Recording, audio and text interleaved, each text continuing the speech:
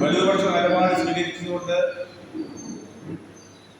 തൊഴിലാളികൾ അവരുടെ നിലനിൽപ്പിന് വേണ്ടിയുള്ള പോരാട്ടവും പ്രക്ഷോഭവും ഒക്കെ സംഘടിപ്പിക്കുമ്പോൾ അതിനെതിരായ നിലപാട് സ്വീകരിക്കുന്ന രീതിയിലേക്ക് ട്രേഡ് യൂണിയനെ കൊണ്ടുചെന്നെത്തിച്ചു.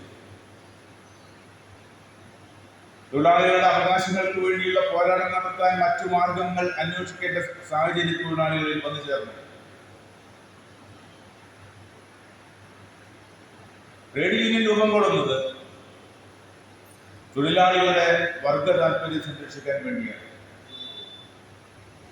ആ വർഗ താല്പര്യം സംരക്ഷിക്കുന്നതിന് വേണ്ടി കഴിയാതെ വന്നപ്പോൾ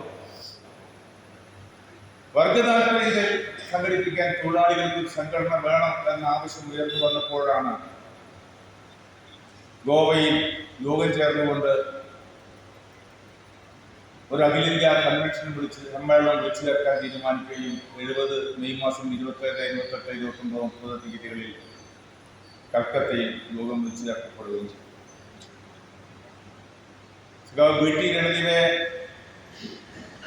പ്രസിഡന്റ് രാമമൂർത്തി സെക്രട്ടറിയുമായി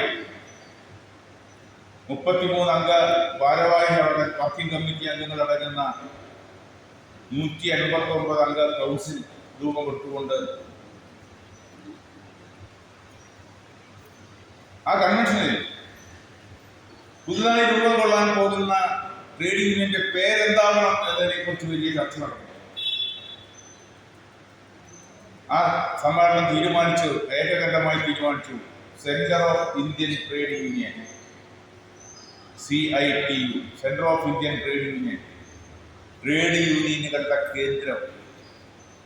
CITയുടെ ശക്തിയത ട്രേഡ് യൂണിയനുകളുടെ കേന്ദ്രമാണ്. രാജ്യത്ത് പണിയെടുക്കുന്നവർ നിരവധി ഉണ്ട്, വ്യത്യസ്ത മേഖലകളിൽ. ആ വ്യത്യസ്ത മേഖലകളിൽ പണിയെടുക്കുന്ന തൊഴിലാളികൾക്ക് വ്യത്യസ്ത യൂണിയനുകളുണ്ട്.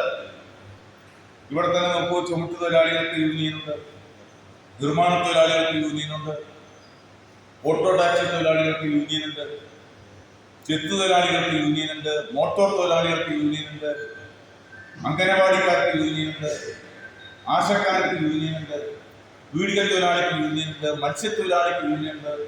ഇങ്ങനെ എണ്ണിയാൽ നിരവധി യൂണിയനുകളുണ്ട്.